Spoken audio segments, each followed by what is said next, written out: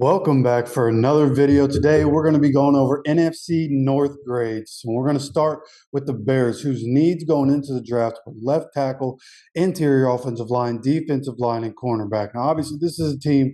They had the #1 overall pick. They ended up trading it to the Panthers, but they had the worst record in the league in 2022. So they have a lot that has to be rebuilt, but at least they have the quarterback, right? Like, presumably, they have their guy for the future. So they're able to build around him.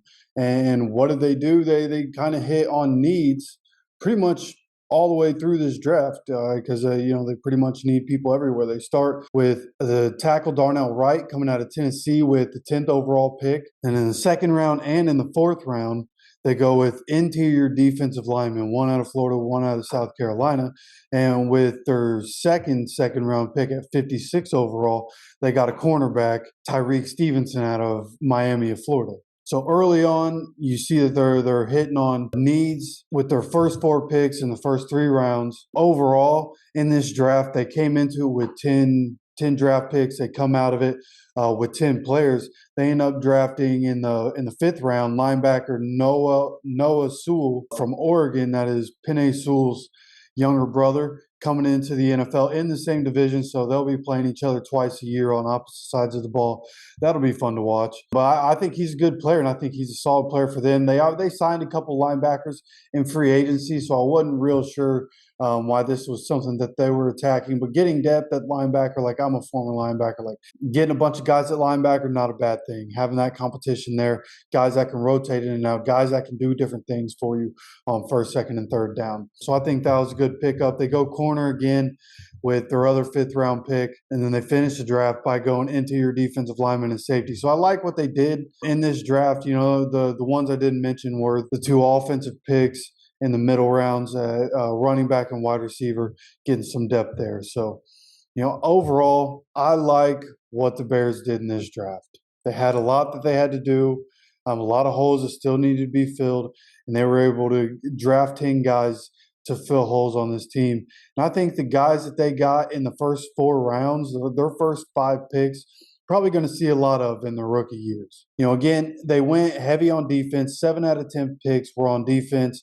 I think that was a good move for them for what they need to do and the way that they need to rebuild this team.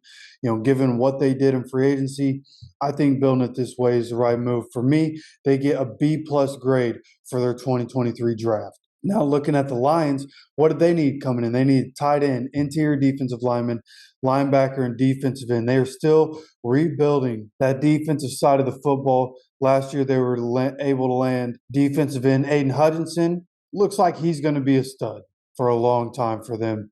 But coming into this draft, their first pick was actually a running back. At pick 12, they went Jahmyr Gibbs. Then they end up trading DeAndre Swift. And the things that Jahmyr Gibbs can give you is pretty much everything that you would get from DeAndre Swift, but Jahmyr Gibbs is a bigger running back. And a lot of people are talking about, he was overdrafted, and I understand that. People are devaluing the running back, but Jahmyr Gibbs is going to be very good. And I think the Lions are going to be very happy with what they get for him coming out of the 12th pick in the first round. So, say what you want about that. I think that's a good draft pick. I also like the draft pick of Jack Campbell, another guy that may have been overdrafted, but could they have gotten him at pick 34? They would have probably had to given up assets to come up and get him sooner than their pick at 34, but they end up getting him at pick 18 in the first round, another really good football player. And I think they're going to be really happy with what they're able to get from him, pairing him up with Rodriguez, who they drafted last year. And I think they have a good young nucleus coming in this front 7 that they drafted over the last couple of years. If they can keep these guys together for a good chunk of time, I think what they're building could be something special. And then in the second round with the 45th pick overall, they get safety out of Alabama, Brian Branch.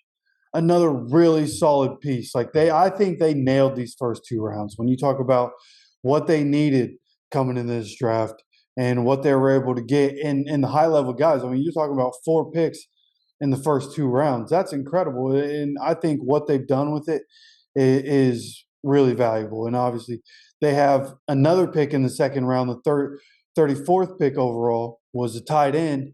Sam Laporta, another Iowa guy, but another guy that in a draft that was deep with tight ends is going to be really effective. Anybody that got this tight end was going to be happy with the production that they were able to get from him. And he slots in to a situation where he's a premier tight end. So there's going to be a lot of opportunity really early on for Sam Laporta. We'll have to see him develop into his role, but he's going to be really effective for them, and they needed him after trading Hawkinson last year. Now, I think the most interesting pick for the Lions coming out of this draft is round 3, pick 68, quarterback Hendon Hooker coming out of Tennessee. Obviously, they have Jared Goff right now. They had one of the best offenses in the league under Jared Goff in 2022. So coming in 2023, you would expect Jared Goff gonna probably play the year out, assuming this team is able to do what everybody thinks they're going to do. Jared Goff is probably going to play this year out, and then we'll see Hendon Hooker when Jared Goff's contract runs out, or next year when they're able to get away from Jared Goff. But I think this is a wonderful pick. Like, if Hendon Hooker was healthy, there's a really good chance he goes either 1, 2, or 4, maybe even 3 if somebody else drafted up to 3. But he probably would have been one of the first 3 quarterbacks coming off the board if he didn't get hurt. But having to rehab that ACL injury, coming in, he's 26 years old. By the time he's playing, he'll be 27 years old, damn near 28 years old. So Hendon Hooker, I think this was a wonderful pick for the Lions' future. What they've done over the last couple of years through the draft has been great. And I think what they did this year was another phenomenal draft. They had 9 picks coming in. They ended up with 8 players picked.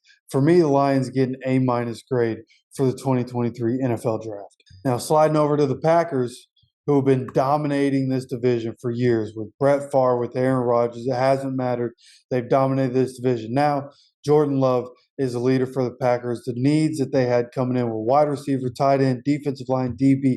They had more holes, but those were the ones that I thought were the most prominent. I came into this draft with 11 draft picks. They came out of it with 13 players. So they were making moves to get guys, and they filled a lot of holes, okay? We're looking at 2 defensive ends. We're looking at 2 tight ends, okay? And we're starting this draft with Lucas Van Ness coming out of Iowa at the number 13 overall pick. He's a defensive end. This was one of the holes that they had to fill. They went and filled it with their first-round pick, guy that they think can be effective for them. I'm not going to sit here and act like I know a lot about a defensive end coming out of Iowa. But everything I've read about this guy is that he's a solid football player. Should he have been pick 13? I don't know. There might have been other guys there that they could have gotten, but they get their edge rusher for the future. Also, pick 42, they go and get a tight end out of Oregon State, Luke Musgrave. They get another tight end in the 3rd round in Tucker Kraft. This was a draft, again, deep for tight ends. They go and get 2 of them with 2 of their first 4 picks. They need a wide receiver. They go and get wide receiver Jaden Reed with the number 50 overall pick in the 2nd round coming out of Michigan State. They end up getting 2 more wide receivers, one in the 5th round, one in the 7th round. They draft their kicker, presumably of the future, with Mason Crosby being at the tail end of his career. Now, it's interesting that they drafted Sean Clifford out of Penn State. That's the guy that beat out Will Levis at Penn State. They draft this guy in the 5th round. So it'll be interesting to see what kind of pressure he puts on Jordan Love. And, kind of rounding out this draft, they go interior defensive line, cornerback, running back, safety. Again, they're filling holes. It's not like they went and got a bunch of guys that are big names. Like, a lot of the picks that they had are rounds 5, 6, and 7. So they're getting a lot of guys that are going to be, bottom 31 kind of guys. Special teamers, guys that are going to be depth pieces, but they're filling holes in their roster. We'll see if any of these guys are able to become starters and become effective pieces for them in the future. But presumably, a lot of the guys that they drafted are going to be special teamers and backups. But they were able to get 2 more draft picks. 13 draft picks, that's a lot. They have a lot of holes to fill. This is a rebuilding phase for the Packers right now. So I think what they were able to do in this draft, they were able to be effective with what they had. For me, they get a B+ grade. Moving on to a team that won this division in 2022, team looking to win this division again in 2023, the Minnesota Vikings. Their team needs coming into it. Wide receiver, obviously, they have Justin Jefferson. They have KJ Osborne. But they need depth at wide receiver for sure. They also need interior defensive line and cornerback. Now, the Lions were able to take care of positions in need and get some solid rookies to fill spots for. And that starts with wide receiver Jordan Addison coming out of USC in the first round. I think that's a solid pickup with what he's able to bring. He's a little rough around the edges. He needs to be polished a little bit, but I think having him there with Justin Jefferson, I feel like over the last couple of years, we've kind of seen KJ Osborne be able to develop more and be able to become more of a weapon for them. Kind of inconsistently with having Adam Thielen there and having Justin Jefferson there. KJ Osborne is the number 3 in that offense. Didn't really see a whole lot of shine until I feel like the tail end of last year.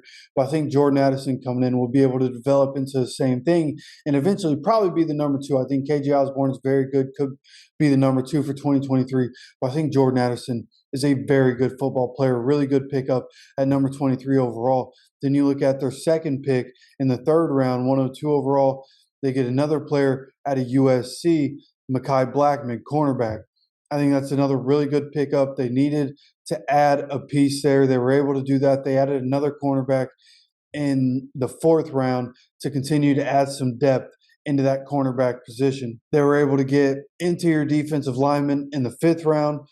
They got cornerback Jaron Hall out of BYU to compete for the backup job there in Minnesota, and then get a running back in the seventh round. So again, they added depth.